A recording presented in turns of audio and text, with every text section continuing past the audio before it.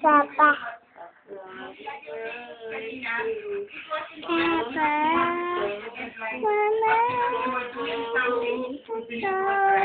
I'm very proud of the country.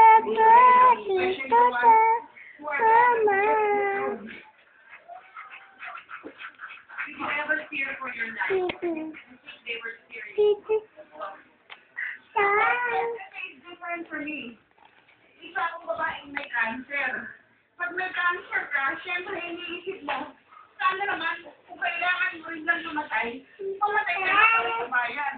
Huwag ka namang mamatay dahil lang sa sakit. But kaya ako nandito ngayong hapon. Hindi pa matatapos ito. Hindi pa tapos ito habang hindi mga taong ganito kasama.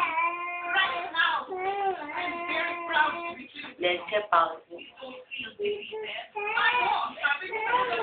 Ano, Mama? Minsan para manalo rin.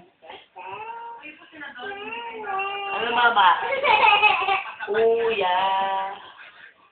Kuya, what about us? What about everything? Ito ginawa po namin. We have no other course.